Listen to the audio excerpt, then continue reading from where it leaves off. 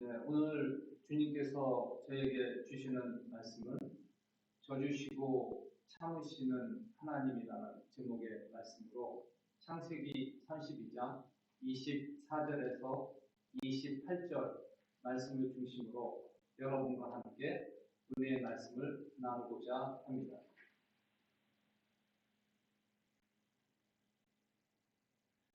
야곱은 홀로 남았더니 어떤 사람이 날이 새도록 야곱과 씨름하다가 그 사람이 자기가 야곱을 이기지 못함을 보고 야곱의 환도뼈를 치매 야곱의 환도뼈가 그 사람과 씨름할 때 위고를 되었다.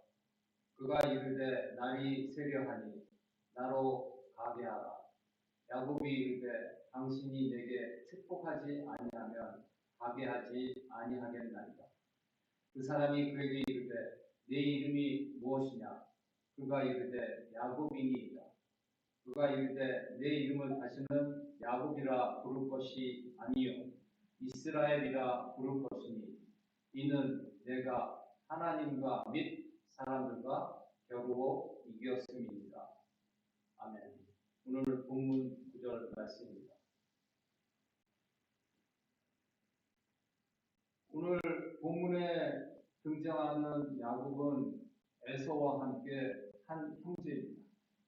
이 둘은 이스라엘의 믿음의 조상, 잘 아시죠? 아브라함의 아들 이삭의 쌍둥이 두 아들들입니다. 에서는 형이고 야곱은 동생이죠. 한국의 전통 사회에서도 마찬가지인 것처럼 고대 이스라엘에서도 한 가정의 큰 아들이 가문을 이어가는 것이 전통이고 장자의 명분을 갖는 것이 당연한 것입니다. 따라서 형 에서가 장자의 명분을 받는데 영리하고 야망 나는 동생 야곱은 이 장자의 축복을 자신이 취하고자 간절히 원합니다. 사냥을 갔다가 돌아온 에서가 너무도 배가 고파서 죽을 쓰고 있는 동생 야곱에게 먹을 것을 달라고 요구를 합니다. 이에 형이 장자의 명분을 내게 팔면 이 죽을 주겠다고 제안합니다.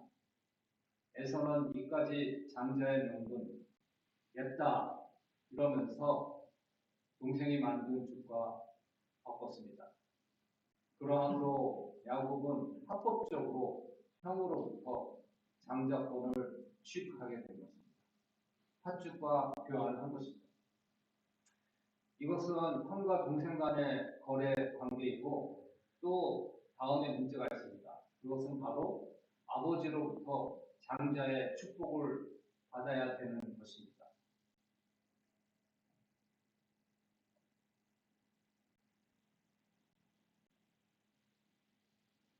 연로해진 아버지 이삭은 앞이 잘 보이지 않고 많이 쇠약해져서 죽음이 임박한 것을 깨닫습니다. 그래서 죽기 전에 맞이인 에서를 불러서 짐승을 사냥해 오면 그것을 가지고 별미를 만들어서 나로 인하여 먹게 하라. 그런 다음 내가 너에게 장자의 축복을 마음껏 주겠다. 이렇게 얘기를 하십니다. 그래서 이 말씀을 듣고 신이 난 에서는 밖으로 나가서 사냥을 하러 떠났습니다. 그런데 이 사실을 몰래 엿들은 사람이 있죠. 이삭의 아내 리브가입니다.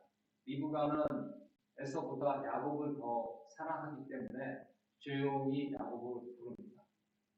그리고 짐승 2마리를 가져오면 이 엄마가 음식을 맛있게 만들어서 너희 아버지에게 드릴 테니 야곱 너는 털이 많은 에서 형처럼 변장해서 아버지의 처소로 들어가서 장자의 축복을 받거라. 이렇게 말합니다. 그래서 어머니의 조언대로 행동한 야곱은 결국 아버지로부터 장자의 축복을 받게 됩니다. 사냥에서 돌아온 에서는 이 사실을 알고 얼마나 흥분하겠습니까? 그 분노와 억울함을 가지고 아버지께 갑니다. 그리고 이렇게 울부짖습니다. 야곱이 아버지를 속여서 받은 장자의 축복, 그거 제 것 아닙니까? 제게 주십시오. 그 축복 자신에게 달라고 하소연을 합니다. 그 구절이 바로 창세기 27장 38절 구절입니다. 한번 같이 합독하겠습니다. 에서가 아버지에게 이르되 내 아버지여, 아버지가 빌 복이 이 하나뿐이리이다. 내 아버지여, 내게 축복하소서, 내게도 그리하소서 하고 소리를 높여 울었다고 합니다. 얼마나 분하고 억울하고 답답하고 분노가 나겠습니까? 이 불쌍한 큰 아들의 하소연에 아버지 이상은 뭐라고 대답했을까요?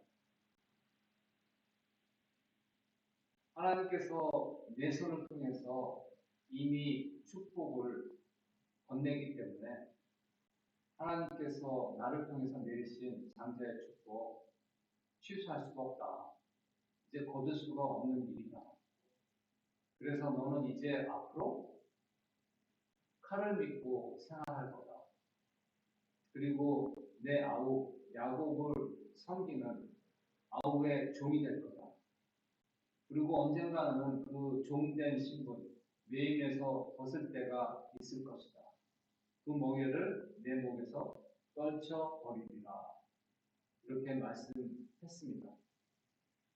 동생 아래서 종살이를 하는데 평생 가지는 않을 것이고 언젠가는 자유인의 몸이 될 것이다 라고 위로 아닌 위로의 말씀으로 에서가 바랬던 기대했던 것이 아닌 말씀을 끝냈습니다. 그리고 그날부터 에서는 어떻게 했을까요? 동생이 미웠겠죠. 동생을 살인하려고 합니다. 그리고 이런 마음을 품습니다. 아버지께서 돌아가실 때가 이제 얼마 안 남았으니 아버지가 죽으면 바로 야곱을 죽이리라 하고 복수의 칼을 갑니다. 이 에서의 독백을 또 어머니가 듣습니다. 몰래 듣고 야곱을 부릅니다. 그리고 어머니의 조언을 따라서 에서를 피하고 리브가의 오라버니가 있는 라반이 있는 땅으로 피신을 합니다. 그래서 라반 아래에서 그것도 무려 20년 동안 라반의 일을 도와주면서 결과적으로 많은 재물을 얻고 아내도 얻고 11명의 자녀도 얻고 해서 고향 땅으로 돌아가는 길이 바로 오늘 본문의 말씀입니다. 복수에 칼을 갈고 있는 형이 자신을 직접 만나러 온다고 소식을 듣습니다. 얼마나 무섭겠습니까? 20년 동안 그 형을 피해서 음지에서 조용히 살았는데 그 형이 복수의 칼을 갈고 올 거라는 생각을 하니까 얼마나 떨리겠습니까?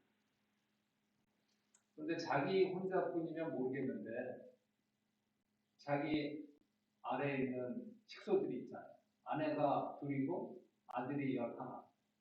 그 온 가족이 죽을 위험에 처해 있으니 얼마나 두렵고 답답하고 마음이 찢어지게 아프겠습니까? 그래서 하인들을 먼저 보냅니다. 그래서 앞에 어떠한 상황이 벌어지고 있는지 정탐을 하러 하인들을 보내는데 정탐했던 하인들이 야곱에게 이렇게 보고를 하죠. 에서가 400명을 거느리고 주인을 만나려고 오더이다. 이 보고를 들으니까 더 무서워지는 거예요. 이제 죽음이 코앞에 다가왔구나. 그래서 하나님께 간절하게 기도합니다.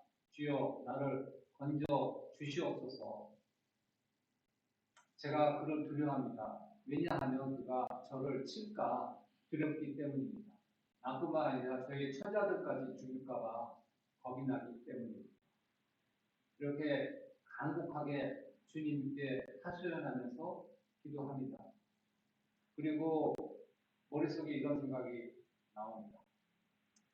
내가 지금 많은 소와 가축이 있는데 먼저 사람들을 보내서 예물을 형께 보내면 형의 마음이 달래져서 형의 감정이 풀어져서 혹시 나를 살려주지 않을까 하는 생각이 듭니다. 그래서 종들을 통해서 앞서가서 에서에게 보낸 예물이 무려 무엇이냐면 암염소가 200마리, 숫염소가 20마리, 암양이 200마리, 순양이 20마리, 낙타 30, 암소 40, 황소가 10마리, 암나귀, 그 새끼 나귀 등등 참으로 많은 가축들을 자신의 전 재산에서 귀한 부분을 떼어서 형에게 바칩니다. 그리고 야곱은 불면에 밤을 보냅니다. 그리고 밤중에 일어나서 두 아내와 11명의 아들들을 먼저 약복 강가로 보내서 약복 나루를 건너게 합니다. 그리고 오늘의 성경 구절 24절에 이렇게 그 장면을 설명하고 있죠. 야곱은 홀로 남았다고 합니다. 어떤 사람이 날이 새도록 야곱과 씨름했다고 합니다. 그 어떤 사람은 바로 하나님께서 보내신 사자, 하나님의 천사입니다. 그 천사와 날이 새도록 야곱과 씨름을 했다고 합니다. 두 사람이 아주 치열하게 밤새도록 싸우다가 날이 밝아옵니다. 그리고 천사가 이제 그만하자고 제안합니다.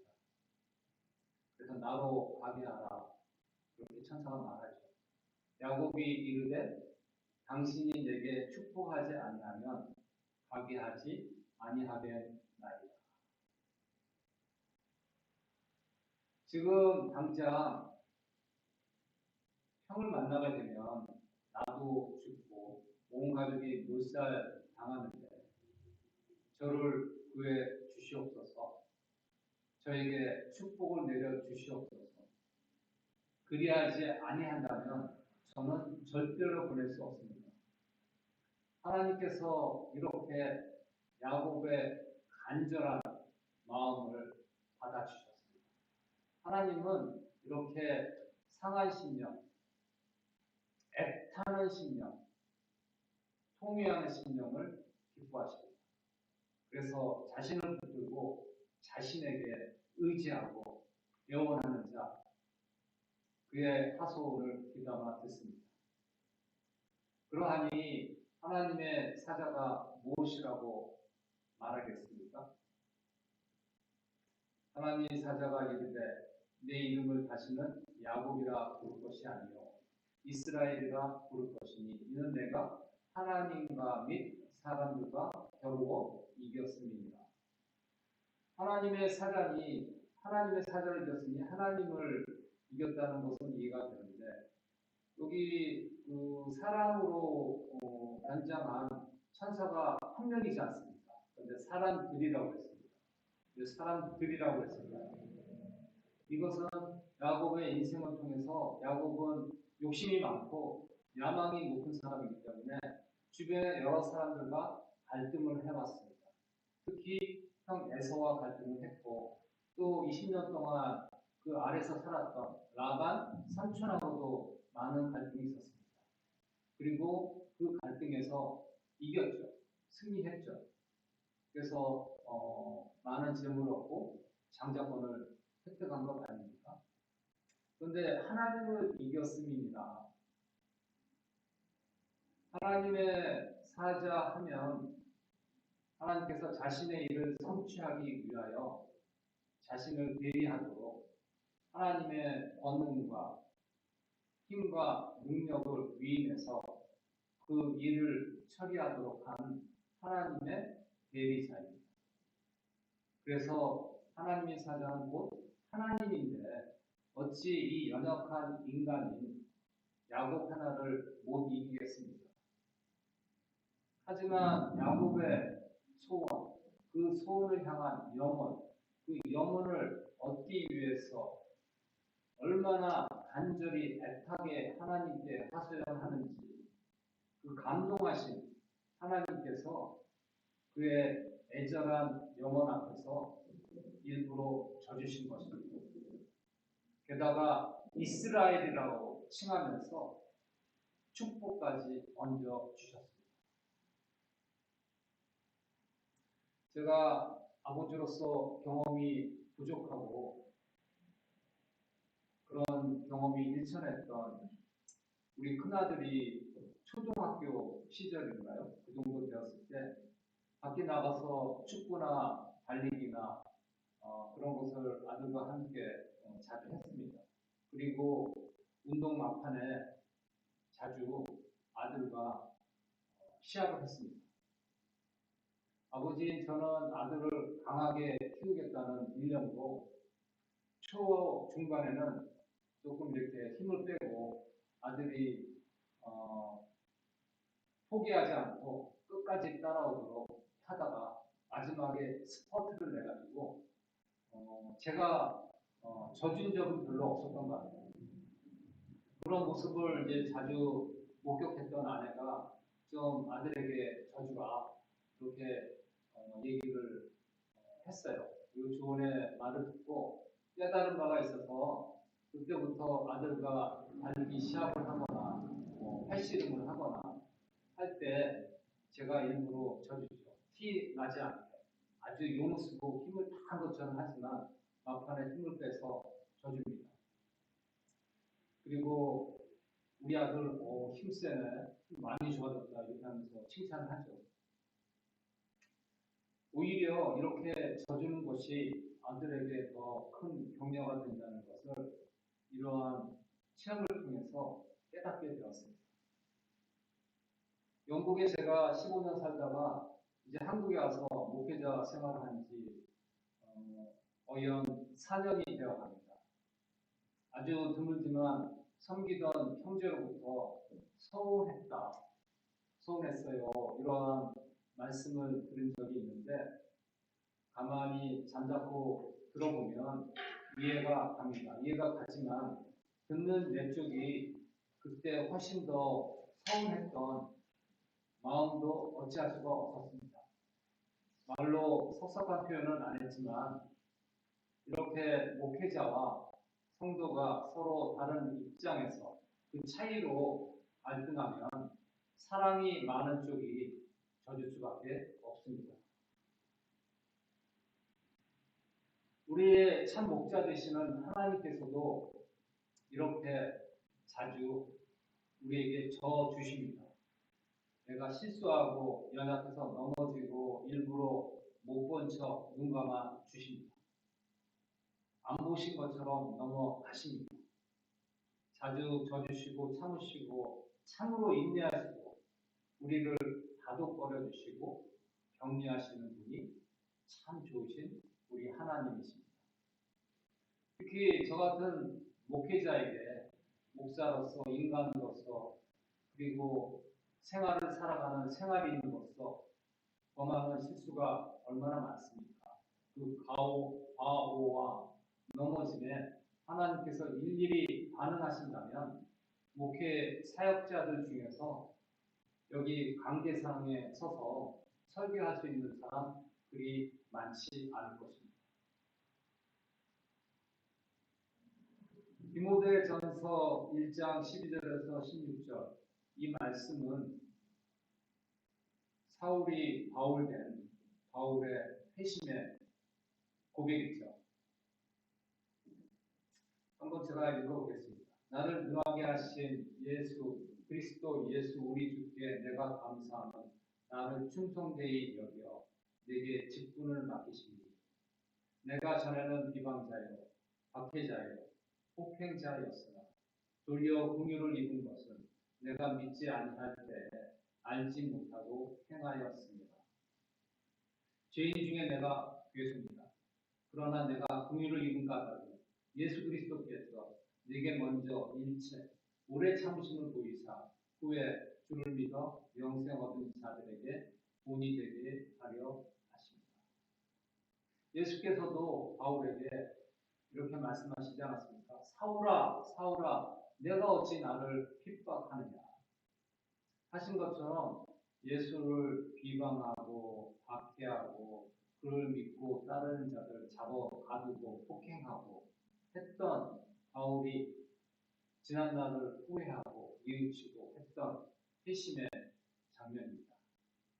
그는 과거 자신을 뉘우치고 죄인 중에서도 가장 악독한 괴수와 같은 자신을 오히려 참으시고 귀한 직분을 맡기셔서 그를 주를 믿어 영생을 얻은 자들에게 본이 되게 하셨다고 감격해합니다. 가슴 뭉클해합니다. 그리고 주님께 감사를 드립니다. 이 감사의 찬미의 클라이맥스는 바로 16절에 있습니다. 내가 긍휼을 입은 까닭은 예수 그리스도께서 내게 먼저 일체 오래 참으심을 보이사 후에 주를 믿어 영생 얻은 자들에게 본이 되게 하려 하십니다. 오래 참으심을 보이신 하나님은 오래 아주 지독한 정도로 오래 참으시고 인내하시는 분이십니다. 그러한 참으심이 있기 때문에 현재 우리가 있을 수 있는 것입니다. 불의와 죄악을 수도 없이 저지르는 저희 앞에서 진로하시는 하나님께서 그 진로를 참으십니다. 그 진로를 삼키십니다. 하나님의 진로의 깊이와 넓이를 우리가 알고 상기하면 할수록 주님께서 얼마나 그 진로를 억누르시는지 우리가 잘 깨달을 수 있습니다. 신명기 32장 35절은 그 진로하시는 하나님을 잘 표현하고 있는데요. 한번 콘솔로 합독하겠습니다. 그들이 실족할 그때에 내가 보복하리라. 그들이 환난 날이 가까우니 그들에게 닥칠 그 일이 속히 보이리라. 사람들이 실족하면 하나님께서 그냥 놔두지 않으십니다. 인간이 악을 행하면 주님께서 반드시 보응을 한다고 하십니다. 그리고 그 보응, 그 환난은 바로 코앞에 있다고 합니다. 인간이 실수하고 죄악을 저지르면 바로 그 환난이 임한다고 합니다. 멀리 있지 않다고 합니다. 그 정도로 죄 앞에서 악을 미워하시는 하나님의 진로는 무겁고 임박해 있는 것입니다. 18세기 미국의 대각성을 주도했던 조나단 에드워드 목사님 아시죠? 이분의 유명한 설교가 있습니다. 진로하시는 하나님 손안에 있는 죄인이라는 제목의 설교입니다. 이 설교로 믿는 신자들은 많이 경각을 하게 되고 믿지 않는 불신자들이 회심을 했다고 합니다. 이 설교로 인하여 조나단 에드워즈는 많은 후대 사람들에게 하나님의 진로, 지옥의 그 끔찍함, 무서움을 생생하게 잘 묘사해서 사람들로 하여금 지금 당장 회개하고 구원받아야 하는 시급하고 위급함을 효율적으로, 효과적으로 잘 전달한 설교자로 지금도 남고 있습니다. 그래서 그를 지옥불 설교자, Hellfire Preacher라고 부르기도 하는데 그의 설교 일부를 읽어보면 한번 제가 읽어드리겠습니다. 하나님께서는 죄인을 지옥에 던져버릴 수 있으십니다. 하나님께서는 죄인을 지옥에 던지는 일이 그리 어렵지 않습니다.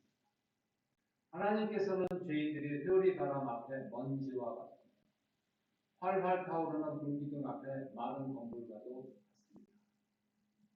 땅바닥을 기어가면 벌레를 밟아버리는 일이 쉬운 것 같이, 실밥을 잘라서 불 속에 던져버리는 일이 쉬운 것 같이, 하나님을 대적하는 죄인들을 지옥으로 던져버리는 일은 하나님께서 원하시기만 하신다면 너무나도 쉬운 일입니다. 참으로 머리카락이 곤두설 정도로 감각의 모든 촉수가 마비될 정도로 무서운 표현 아닙니까? 실감나게 참혹하고 끔찍한 표현 아닙니까? 회오리 바람 앞에 먼지처럼 불 속에 던져진 실밥처럼 지옥불에 던져져서 태워져 버릴 운명의 죄인들을 지금도 참으시고 인내하시고 진노를 꾹 들이키시고 끝까지 참으시고 그 심판을 요구하고 계십니다. 진로의 심판을 잠시 거두시고 사랑으로 참으시고 그분의 영원한 봄, 영생의 길로 인도하시고자 그 영생의 문을 와이드 활짝 열어놓으시고 지금 기다리고 계십니다. 어서 와라, 빨리 와, 어서 들어와 이렇게 하면서 간절히 애원하시면서 지옥불에 던져진 운명들이 단 하나라도 더 영생의 길로 오도록 염원하고 계십니다. 그래서 먼저 구원받은 자들은 하나님의 이 마음을 잘 알고 있기 때문에 전도하는 것입니다. 이 안타까운 하나님의 마음으로 한 명이라도 지옥불에서 건져내려고 생명길로 인도하려고 하나님의 말씀을 전하는 것입니다. 세상 사람들의 침뱉음과 모욕과 수욕과 업신여김을 참으면서 하나님의 좋은 소식, 복음을 전하는 것입니다. 주님의 사랑을 깨닫는 자는 그럼으로써 주님의 사랑에 미약하나 아주 적지만 사랑에 보답하려고 합니다. 그 사랑으로 보답하려는 자는 모든 것을 참습니다. 모든 것을 믿고 모든 것을 바라고 모든 것을 견디어 냅니다. 하나님께서 참으신 것처럼 그 오랫동안 참으시는 하나님을 우리도 닮아야 합니다. 우리도 참아야 합니다. 힘든 상황일수록 어려운 순간에 욱하고 정신줄 놓지 말고 참아야 합니다. 견뎌야 합니다. 인격적인 모독, 재정적인 손실, 이웃이 내게 몹쓸 악한 짓을 했더라도 참고 인내해야 합니다. 하나님이 그러셨고 하나님께서 그러기를 바라시기 때문입니다. 당연히 라는 생각을 버려야 합니다. 할 만큼 했는데, 참을 만큼 참았는데 이제 당연히 상대방이 변해야 되는 거 아니야? 이제는 원하는 대로 되어야 되는 거 아니야? 이런 생각은 모든 일이 내 생각대로, 내 기준대로, 내 중심으로 돌아가야 된다는 이기적인 착각에서 나오는 생각일 뿐입니다. 내 자신이 원하는 때가 아닌 하나님의 때가 따로 있습니다. 하나님의 때는 내가 기대하고 있는 때보다 훨씬 멀리에 있을 수 있는 것입니다. 제가 창원에 교회를 개척하러 온 지가 이제 6개월이 됩니다. 6개월이 훌쩍 지나갔네요. 그럼에도 텅빈 교회 공간에 저 혼자 있는 시간이 대부분입니다. 마음이 시리도 외롭고 일하는 것도 혼자 하고 산책도 혼자 하고 밥도 혼자 먹고 혼밥에 참 지겹도록 뼛속 사무치게 혼자일 때가 하루 일과를 꽉 채웁니다. 예배 때 현장으로 온라인으로 참석하시는 분이 간혹 있지만 대다수 예수를 처음 알게 된 분들이시라 출석이 들쑥날쑥하십니다. 어떨 때는 현장에 저 말고 한 분도 없이 주일 예배를 드릴 때도 적지 않습니다. 그런데 예배당이 휑하게 비어도 문제가 되지 않습니다. 예배자로서 신령과 진정으로 드리는 예배자를 찾으시는 하나님을 알기 때문에 하나님의 마음에 합하도록 순전한 마음으로 예배드리면 됩니다. 이 마음을 굳게 하고 저 혼자서라도 예배당을 지키면서 예배하고 온 힘과 온 마음과 온 정성을 다해서 하나님께 예배를 드립니다. 제가 잘하고 못하고는요 문제가 되지 않습니다. 사람이 인정하고 인정하지 않는 것은 문제가 되지 않습니다. 주님께서 저와 함께 하신다는 것이 중요합니다. 주님께서 저를 통해서 교회를 세우신다는 그 확신을 붙잡고 나가는 것이 참으로 중요합니다. 불신자는 환경과 자신 앞에 놓인 상황 앞에 안절부절하고 거기에 영향을 받죠. 사람들의 인정에 좌지우지되며 영향을 받습니다. 하지만 하나님을 믿는 참신자는 존재에 전념합니다. 내가 주 안에 있고 하나님께서 내 안에 계신다는 존재감이 그 존재에 대한 확신이 믿음을 인도하고 믿음을 살립니다. 주님의 사랑이 내 안에 충만히 존재하고 있다는 사실이 저희를 믿음으로 더욱 굳건히 하며 주님께서 기뻐하시는 가게끔 인도하시는 힘이 됩니다. 그러한 확신이 있기 때문에 우리는 모든 것을 참으며 모든 것을 믿으며 모든 것을 바라며 모든 것을 견딜 수 있는 것입니다. 오늘도 주님께서 주신 말씀을 마음에 새기고 기도했으면 좋겠습니다. 우리 다 함께 눈을 감습니다. 하나님 감사합니다. 이곳에 충만히 거하고 계시는 성령께서 운행하고 계십니다. 성령께서 저희들을 만져주시고 저희들의 마음이 부드러운 심령 되어서 주의 말씀 받게 하여 주심을 감사합니다. 저희가 주님께서 주신 말씀 이성으로 듣고 머리로 깨닫고 끝나는 말씀이 아니라 성령께서 만지시는 마음밭에 새겨지는 말씀이 됨으로 말미암아 지성과 감정과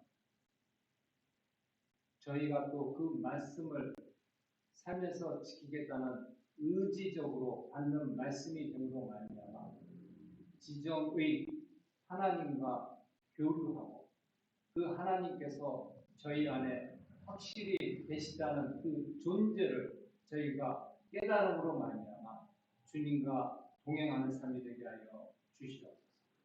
주님께서는 저희와 함께 생활하며 동거하며 먹고 마시며 벗사귀며 친한 벗사귀는 삶을 원하십니다. 주님께서 오늘 또 위로의 말씀, 격려의 말씀, 생명의 말씀 주셨사오니 이제 또 거친 광야 같은 세상에서 호흡하며 삶을 시작할 때 이번 또 한 주, 새롭게 시작할 한 주, 저 안에 계신 주님과 함께 기뻐하며 동행하며 천국을 누리는 한 주 되게 하여 주시옵소서. 우리 주 예수 그리스도 이름 받들어 기원드렸습니다.